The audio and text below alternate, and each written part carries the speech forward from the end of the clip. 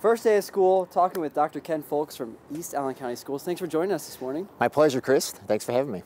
So let's talk about first day of school. What's the excitement level feel like for you? Well, you know, a lot of kids will tell you they don't want to come back to school, but secretly they do, because that's where all their friends are and that's where all the teachers are. So they really can't wait to get back to school. What's summer vacation like, the off season for you guys, leading up to the first day of school? Interesting you say off season. It's one of our busiest seasons for those of us who work year round.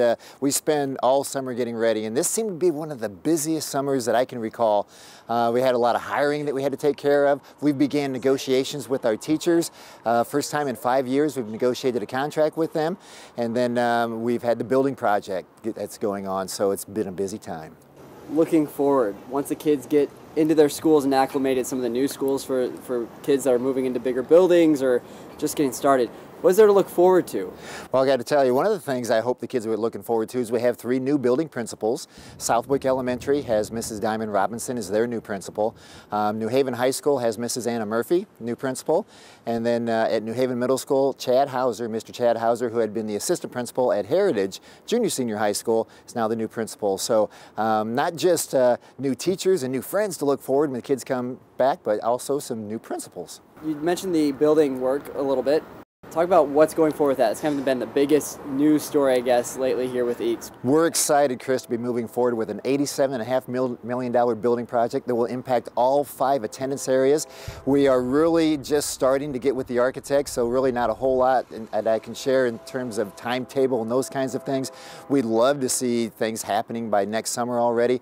Priorities for me will be the secure entrances. The safety of our staff and students is a high priority for me, so we want to get right on those. And then we have some overcrowding issues. We're overcrowded at Southwick Elementary and Cedarville Elementary, so getting construction of those 4 classrooms at each building is also a high priority for me. It's got to be exciting for you to see that happening, the plans right there. It's so exciting, and we have a lot of aging buildings and a lot of aging classrooms that need desperate attention.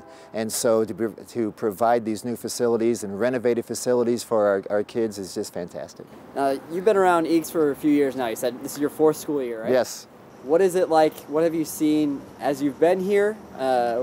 What's your excitement level like? You know what, Chris, I think back of the 3 years I've been here, and it's the way that we have come together as a team. All 1,200 employees of East Allen County Schools, and then our students and our parents, we all work together well. And education is improving in East Allen County Schools, and we've been an A district for the last 2 years, so we really feel like we're headed in the right direction. We have war rooms, data rooms in all of our buildings, and our teachers, they constantly study that data, and they drill down to the individual students. So it's not just what the whole school needs.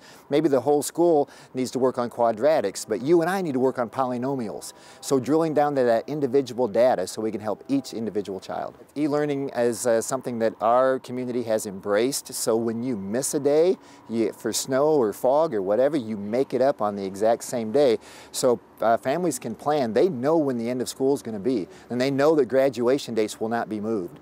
And they know that learning goes on, even when it's a snowy day. What's some of the good advice that you can give kids as they start the new school year? Just have fun and don't be scared. It's exciting, you know. It seems like a lot of them, school is like something they've been doing for a long time or they'll be doing for a long time, but we all know it goes quickly.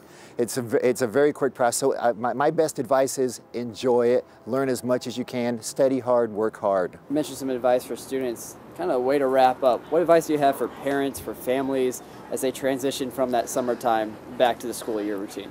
Parents, make sure that your children are well rested, that you're talking positively about going back to school, that they arrive to school on time the very first day, and that school is an enjoyable experience. And a lot of what the children will feel is what their parents, encourage them to do. So if the parents can be very encouraging about how exciting it is to go back to school and all the fun they'll have and everything they'll learn. And for parents, please get involved.